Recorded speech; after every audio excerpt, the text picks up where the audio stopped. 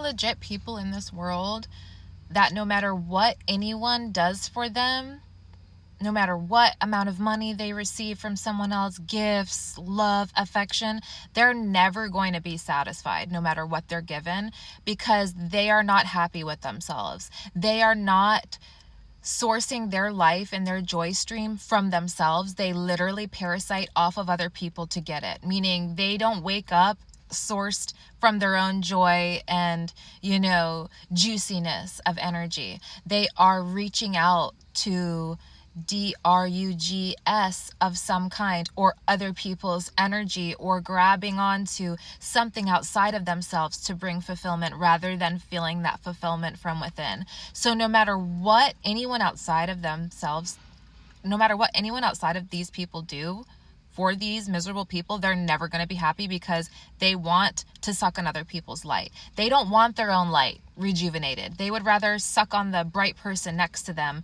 rather than learn how to not be a parasite. They want to suck on other people's light because they have not found the strength within themselves to reclaim their own. They have lost and severed that connection of their own energy. Therefore, and they don't know how to get it back. This is like the reptilian consciousness, the draconian consciousness that has severed itself from source. It's severed itself from mother. It's severed itself from the full embodiment of Christ, which is both feminine and masculine working in harmony together. So these people have lost that part of understanding within their consciousness. So they think the only way for them to survive is to grab at other people or to have other people fueling for them, because they themselves have lost their own innate ability to be a co-creator with God. When you are like vamping off other people's money, off checks, off even the government, and you're not coming from a sourceful, sovereign place from within, you're operating on parasitic consciousness, and you're always going to be left unhappy because it's not stemming from you. Eventually, that other external supply is going to run out.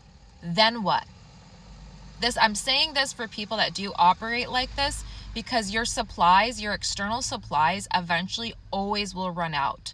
But if you are connected to your own source light, your own connection to God through the purest channels, you're always going to have that energy funneling through you. You're never going to have to pull at other people. You're never going to have to feel like you're in a state of lack, which is where that beast mind, greediness and lack, is what births the beast mind, the beast machine. The Antichrist is fueled by the feeling or the insidious infection of greed and lack. When that infection of greed or lack comes in our minds or in our hearts, that's an infection to our belief system. So pretty much those miserable people that always just seem to be miserable, complaining about the same stuff, they have not left their loop of suffering, and that is their choice. They choose to complain every day, and because they do it because they want people to help them, because they're lazy. Oh, my life that I created for myself, fix it for me. That's what it is. That's what that victim narcissist consciousness is coming through. It's like, oh my God, look at all this stuff that I've created that's making me unhappy. Now you take that on. You see, I'm going to show you guys how to really dismantle these energies and these energetic attachments that people have, so you guys can take your energy back. I am such a people pleaser. I'm learning not to be, and it's been very hard because I love to help people. And that's the worst combination for narcissists, because they feed off of that energy. They're like, oh, she just will be she'll just drain herself for me. So why not? I'll just suck on her energy this entire time, And once you say no, these people go whack because they're no longer getting that energy supply. Take your power back. Take your energy back. These people know what they're doing at the end of the day. It's a very strong force of manipulation. And, you don't have to put up with it. You can love people from a distance, and you can pray for them, and you can say, I just don't want to be a part of this toxic cycle that you have created for yourself, and remove yourself from it.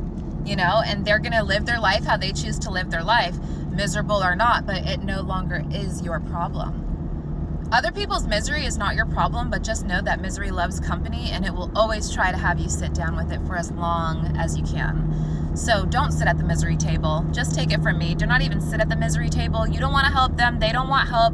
They're fine with being in their state of misery. They're fine with being in their state of woe is me, I'm lazy, I don't want to do anything to help myself,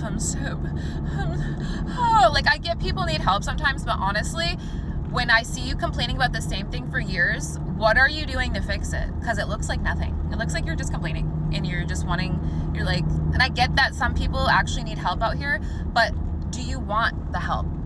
Or do you want other people to do it for you? That's my question is, do you want help to be strong and sovereign in yourself to be able to do it yourself? Or are you just looking for slaves?